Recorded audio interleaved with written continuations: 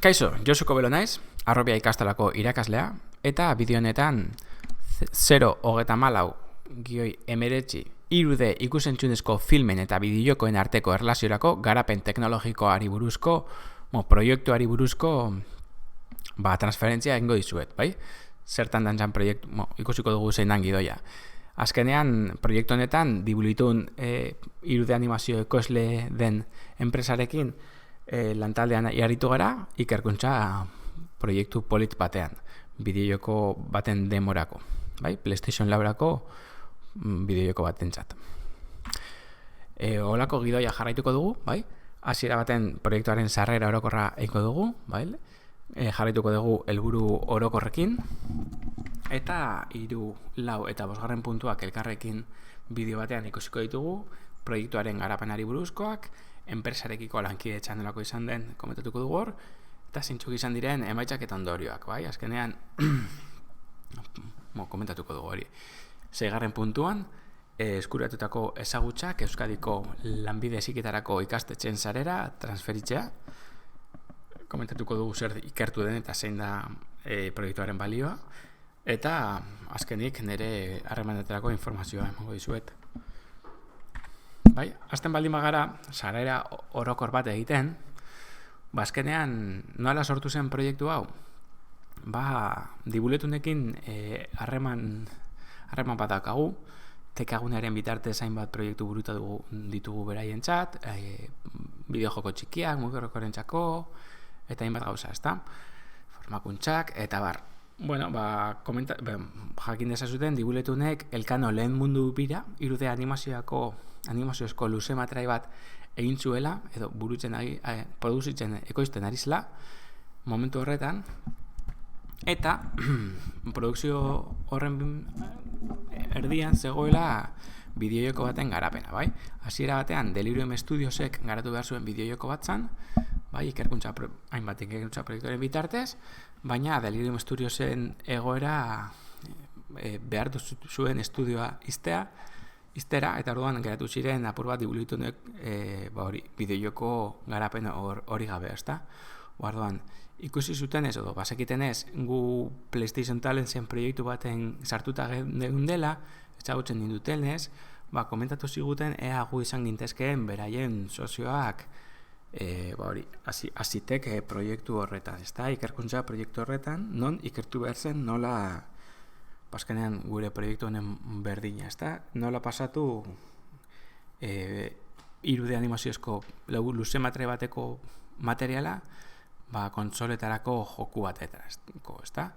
Nola inbertzen adaptazio hori, ezta?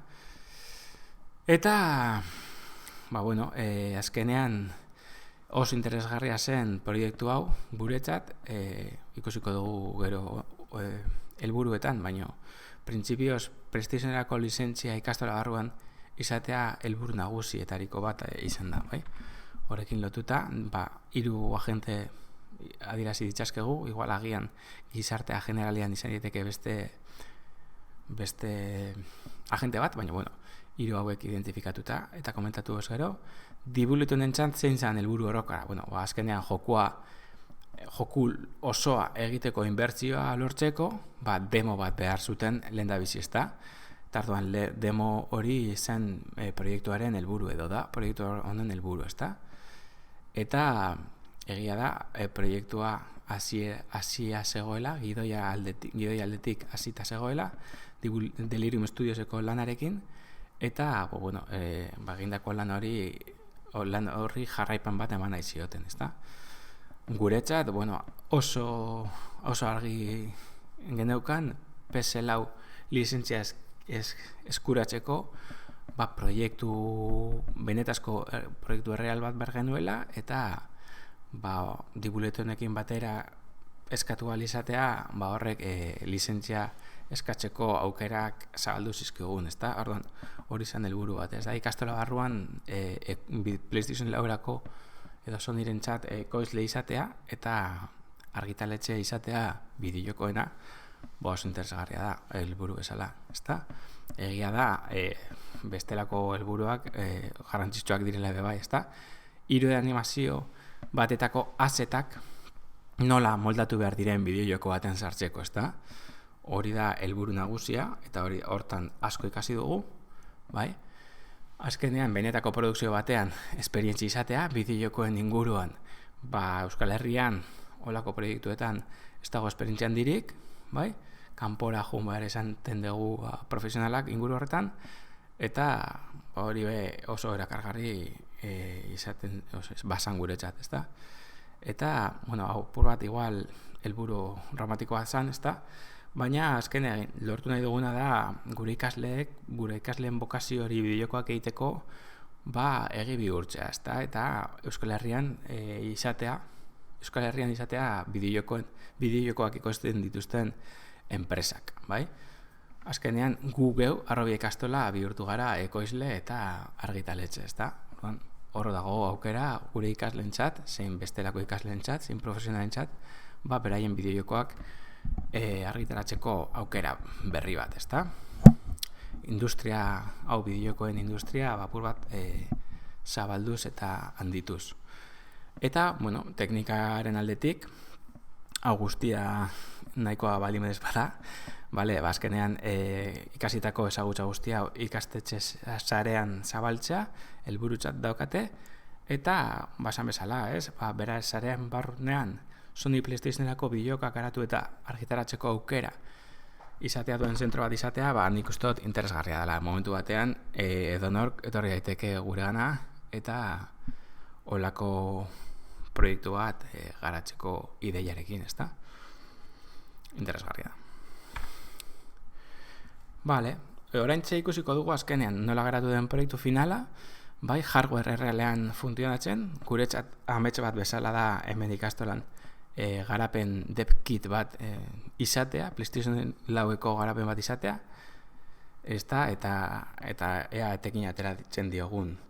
Egia da, komentatuko dugun bezala, proiektua denboraz kanpo dagoela, ze pelikula argitaratu dago jadanik, zinematan argitaratuta dago jadanik, DVD-a Blu-raya aterata dago jadanik, eta telebistan botata dago jadanik. Orduan, bideojokoaren komerzializazio erreala, gaur egun ez inbertsorek eta guk ere ez dugu ikusten. Baina, proiektuan hainbat gauz interesgarri eta hasiera abiapuntu bat izan daiteke etorkizuneko ekoizpenentzat, ezta? Dibuletik tunekin batera eta holako proiektu batekin aurrera egiteko, ezta?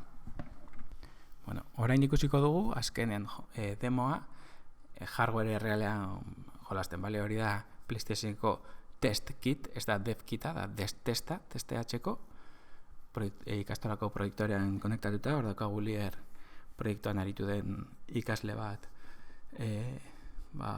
jokua frogatzen, eta azkenean lortu genuenean jokua PlayStationen funtzionatzeak, azkenean oso esperientzia ona izan zen, ezta? Guretzako da oso garrantzitsua, azkenean olako garapena eta helburua lortzea, ezta? Jokoak ere pelikularen zatitxoak ekartzen ditu, intro bezala, eta momentu jokuaren garapenean ere, temoaren garapenean badauka beste zatitxo batzuk bideoarekin, eta, ezagutuko dugu Jon Elandaluze, Dibulintuneko Jon Elandaluze, zer esaten digun. Kaixo, Jon Elandaluze naiz, Dibulitun ekoiztetxeko ekoizle eragilea. Eta, Dibulitunen guk 3D pelikulak eta serieak ekoizten ditugu. Gehien bat familiaentzat, eta ume txikientzat. Eta Harrobiarekin proiektu bat izan genuen, izan zala pelikula batetik, gero bideojoko bat egitera pasatzia, Elkanon pelikula bideojoko bat izatea nahi genuen, umeek eta historia ere ezagutu alizateko eta Elkano ezagutu alizateko bideojoko baten bitartez. Iruditu zitzaigun oso ideia ona zala, eta hortan ibili izan gara lanian Harrobiarekin. Zer izan da importantia proiektu honetan? Pelikulan genituen eszenatokiak eta pertsonaiak bideojokoak behar zuenarekin bat egitea, ez? Teknikoki zan importantiena horrek kasatzea, ez? Hori etzan erraza, eta orduan, hortan ibili gara lanian, eta oso pozik ongea, izan da, esfortzua izan da, Arrobian aldetikan bai esfortzu handia egin izan dute, eta guk oso pozik gaude proiektuaren emaitzarekin. Jarraituko dugu, azkenean apur bat komentatzen zer dan proiektuan ikertu diren gauzak, eta azkenean ikerkuntza hori guztien emaitzak Euskadiko lanbide heziketako ikastetxeen sarera transfertuko direnak, ezta? Bale, jakin ezazuela, proiektuan zehar sortutako dokumentazioa eskugarri egongo dela arrobia.eus proiektuen atalean, bai? Izatez, proiektuak, berezitasun bat zeukan, lortu behar genuena zan, azkenean, animazio proiektu batetako materiala, kapazitate murriztutako kontsola batera eramatera, ezta? PlayStation 4, nahiko kontsola potentea da, baina pelikula batekin konparatuta limitazioak handiak dira, ezta? Orduan hori izan erronka, eta horretarako ikerkuntzak beharrezkoak izan ziren. Bi ataletan, alde batetik grafikoen aldetik, bai garrantzitsuena zen poligono eta grafiko guzti horien murrizketa edo prestaketa balako konsola baterako, eta gero programazio aldetik jokua programatu behar zen, eta PlayStation 4 hardware errealean azkenean horrek funtzionatu behar zuen, ezta? Ordan horiek izan dira bi atal nagusiak. Hasi ginen merkatu ikerketa batekin, poligono murrizketaren inguruko ikerketarekin, bai software eta bai algoritmo aldetik, bai? Hori eskugarri dago, bai? Eta hasiko gara komentatzen grafikoen aldetik lehenengo atala, ezta? Horrez horretik renderizitutako eszenategiei buruzko atala. Jokuko eszenategiak egiteko, azkenean dibuletunatik ematen zizkiguten irudi finko batzuk, aurrez aurretik renderizatutako irudiak, eta horietatik 3D eszenategietan bilakatu behar ziren, ezta? Orduan, orain ingo dugu adibide txiki bat, korridore batekin, eta ikusten duzuenez, hau da erabiliko dukun hasiera argazkia, hau litzateke dibuletunek ematen digun pre-render hori, eta maila barrun, azkenean egiten dena da proiekzio bat, kamera proiekzio bat, teksturen proiekzioak kasu honetan oso simplea da, ezta? Baina irudi horretatik 4 plano jarrita tekstura proiektatzen da, eta hori 3D eszenategia lortzen da, ezta? 6 plano, barkatu. Erakutsi apur bat kanpotik, nola osatzen den, azkenean hori da, bai? Da kubo bat, non tekstura proiektatuta dagoen, bai? Da teknika bat oso ondo funtzionatzen diguna, eta azkenean plano horiek Unity barruan esango lirateke kolisio geometriak. Eta honekin azkenean Resident Evil moduko jokuetan erabiltzen den eszenategiak lortzen ditugu. Jarraituko dugu poligonoen murrizketa metodologia prozesua azaltzen. Pertsonaien poligono murrizketa egiteko, teknika apur bat hibridoa erabili dugu, bai? Prozesu automatiko bat erabili dugu ZBrusen, ZRMS-a erabilita, baino aurrez aurretik ikutu manual batzuk eman behar zaio topologia ondo mantentzeko, formak ondo mantentzeko, eta gero mailan ondo regeatzeko eta animatu ahal izateko, bai?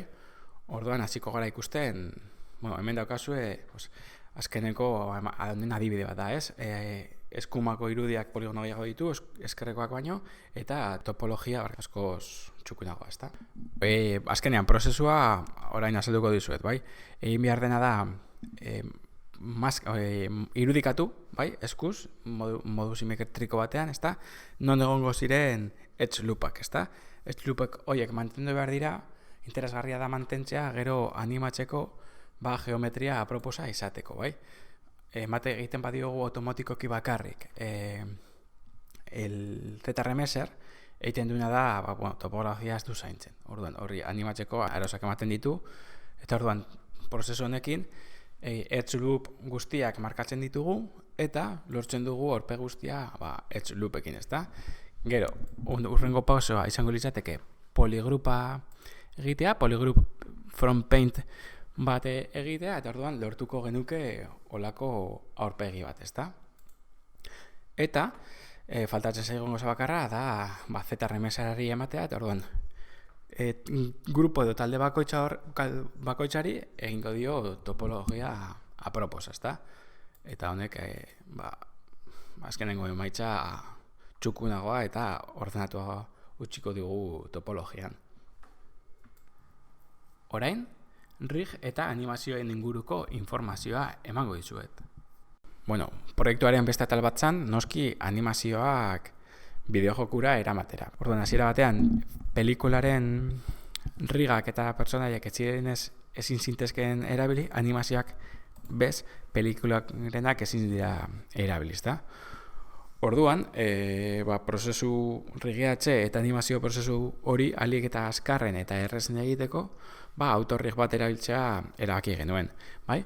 Mixamo, Autodesk Mixamo sistema askotan erabili dugu froga azkarrak egiteko, eta askotan, azkenean, proiektu profesionalek horrekin jun daitezke, ezta? Eta hori erabiltzea erabaki genuen. Elkanorekin, gure pertsonai nagusiarekin, hor sartu genuen, autorriga egin genion, walk animazio bat jaitsi genion, eta oso ondo zijoan, arduan, zirudien prozesuan edo pipeline katean ondo zijoala, ezta? Zer gertatzen da? Konturatu ginela, behin proiektua nahiko aurreratua zegoenean, bestelako pertsonaiak genituela, eta beste pertsonai horien egitura, gorputza egitura, etzela bipedo arrunt batena, ezta? Nahiko karikaturizatutako pertsonaiak zirela, eta adibidez tripa super handi bat zeukatela, eta hoiek autorrig batean sartzerako orduan, ez zutela ondo gorputzeko atalak gorputz barruan sartzen ziren, hainbat arazo ematen zituzten. Orduan, autorriga kasu hietan ez du balio. Bipedo arruntak baldin badira, bai, baina kartun edo aloko deformatatuko pertsonaiekin ez du balio. Orduan, egin behar izan genuen rig tradizional bat, eskuz, mailan, eta rig hori orduan bai animatu, ezta? Eta hori, hemen dagokoago adibidez piagafeta nola apurtzen den ikusten, edo guarda adibidez, eta guardaren eskeletoa, ezta? Hori da egin behar izan zen beste ikerketa edo azkenean prozesuak. Kontutan izan behar dugu autorrigak ez dutela geometria guztietarako balion, naiz eta hasierako elkanorentzat balio ahal izatea. Azkenik, grafikoen aldetik, aurpegi espresioak nola egin diren komentatuko dugu. Animazioekin bukatzeko, azkenean aurpegiaren espresioa kapturatzeko, pelikuletan zetozen animazioak ez zuten balio, eta orduan egin behar esan ziren blend shapeak erabilita, pertsonaien espresio fazialak mailan, ezta? Horiek azkenean Unity importatu ziren eta parametro baten bitartez, horiek animatu modu dinamiko batean. Programazioaren ikerkuntzarekin jarraituz, azkenean jokua abentura grafika generoan sartzen dugu, ezta? Eta PC batean egiterako orduan normalean da point and click deitzen dana, azkenean saguarekin jolasten dana, ezta? Klik egiten duzu leku batean eta pertsonaia hortara mugitzen da. Hori PlayStation baten ez deko inongo zentzurik, eta Resident Evil formatuko kontrola prestatu behar zen, gamepad batekin jolasten dena. Horretarako input sistema egokitu behar zen, Unityk dakarren input system berria. Programazioarekin jarraitzeko, azkenean interakzio sistema bat prestatu behar izan zen. Interakzio sistema honek, estena aldatzeko balio du, pertsonaiekin hitz egiteko, eta objektuekin interakzioa egiteko. Eta honekin lotuta, inventario sistema ere hortan integratuta dago, ezta? Azkenean, justo demoan bi objekturekin inventarioan izan ditzazkezun bi objektu daude. Jarraituko dugu apur bat ikusten, PlayStationerako garatzeko, azkenean komentatu bezala, errekerimendu batzuk bete behar ziren, lizentzia eskatu behar zan, depkitak erosi behar ziren, ezta? Eta hori erostearekin batera, Unity Pro lizentzia bat ematen dizute, bai? Bakarrik PlayStation 4en erabiltzeko. Orduan hemen Unity Belts hau ikusten duzuena da Unity Pro, normalean grisa daukagu. Jakin dezazuten hori dela PlayStationarekin batera datorren zerbait. Horrekin batera, esan beharra dago, PlayStationeko SDK egokituta dagoela Unityra, eta Unityko bertsioekin batera, bertsio berria ateratzen dutela, eta nahiko ondo dijoala Sonic daukan sistema hori, bat egiten du Unityko bertsio sistemarekin, eta plugin berezi bat behar izango da joku hau konpilatzeko, bai? PlayStationeko plugina alegia. Bai, gero, honekin jarraituz, azkenean input sistema berezia berda, PlayStationen DualShock 4 erabiltzeko. Azkenean DualShock honek ez da mando normala, baditu argiak, baditu touchpad bat, eta mikrofono bat, eta altavoz txiki bat, bai? Horiek egia da esan, bideojokoan ez ditugula erabiltzen, baina beste botoi guztiak bai. Orduan, input system berezioari ere importatu egin behar da, pakaje bezala. Eta, azkenik, komentatzea, ez da, hardware errealean sartzeko, errekerimendu batzuk bete behar direla, ez da. Bai edo bai, PlayStationako garatzen duen enpresak, IP finko bat izan behar du, kanpora, ez da, eta PlayStationeko web horrira konektatzeko beti IP berdinetik egin behar da. Ez dago etxetik edo beste edonotik konektatzerik, bai? Azkenean COVID eta ikastora etorri behar izan gara demoa frogatzeko eta hardware realean azkenean ejekutatzeko, ez da? Hori interesgarria da jakitea. Interesgarria bai da, azkenean DevKit PlayStation hauetara, PlayStation berezi hauetara, Ethernet edo sare kabletik konektatu behar zarie, eta software espezial bat dago, Sony PlayStation Neighborhood deiturikoa, eta horrekin konexio egin daiteke, debugiatu egin daiteke, eta hainbat gauza egin daitezke, bai? Azkenean hori da, hau ikastoran dago, norbaitek interesa baldin badauka, gonbidatuta dago ikastorara etortzea, eta hori ikusteko, ezta? Ezin daitezke irudiak atera, DevKita oso pribatu da, jeloskorrak dira Sonicoak, eta NDA garrantzitsu bat sinatu behar izan dugu. Beno, nire hori esan da. Edo zer gauzatarako, hor da kasu nire emaila, bale? jkobelocetaberekin@arrobia.net. Eskerrik asko, zuen arretagaitik. Hori izan da proiektua, eta espero dugu beste proiekturen bat martxan jarri alizatia baita ere. Bale, ondo izan denok, aio!